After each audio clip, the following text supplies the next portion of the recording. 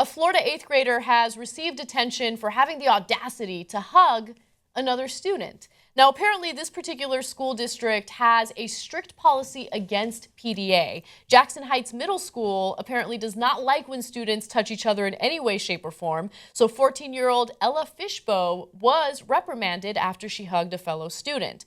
Now, the district's code of conduct... That's amazing. That's her with her parents. Yeah. The district's code of conduct prohibits inappropriate or obscene acts, including unwelcome or inappropriate touching or any other physical act that is considered to be offensive, socially unacceptable, or not suitable for an educational setting. So according to that, and according to the Washington Post, the school district says that hugging was banned altogether at Jackson Heights this year, in addition to holding hands, linking arms, and kissing.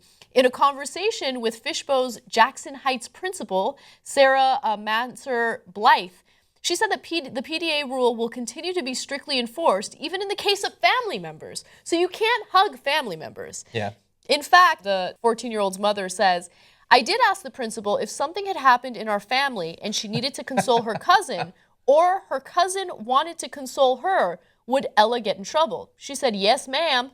She would get a PDA. Public display of attention, affection. She'd get a PDA. Oh, good. I love PDA. Okay, so I bring this story up not only because it's ridiculous that a student would have to deal with detention for hugging another classmate. I bring it up because there's this weird double standard when it comes to punishment in various school districts throughout the country. Mm-hmm. You have instances, very clear instances of bullying, right? Where one student intentionally tries to harm another student and administrators don't do anything about it, right? And then you have this case where a student is innocently affectionate with another student and she gets in trouble for it. Yeah. So now, apparently, we have a solution to the first problem. If somebody is like coming to like beat you up after school, just as they swing, just get in real close and let their arms wrap around you, and then finally you'll have justice.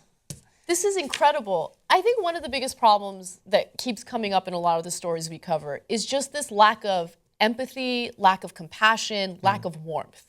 And now I'm starting to realize that it starts at a school grade level, right? Yeah. I mean... Oh, it teaches people, you're saying, not to have it because you have been taught not to give...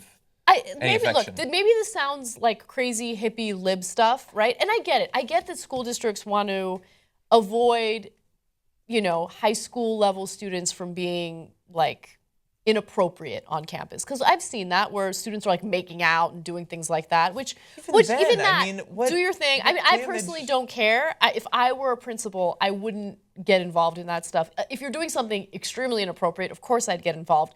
But it's part of being a teenager, right? Mm-hmm. People are affectionate. But just this kind of stuff where you're consoling someone, you're hugging someone, right?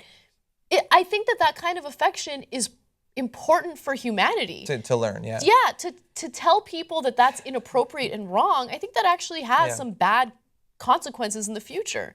Yeah, so I'm not going to say that like a hug can't cross the line, but you have to work pretty hard for a hug to be like, oh shit, they shouldn't be doing that in school.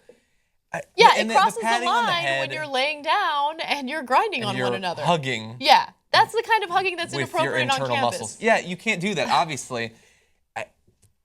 This goes back to something that you say very often. It's the sort of zero tolerance thing. And it's not even, I'm not even saying it's zero tolerance for the affection. It's zero tolerance for being forced to think.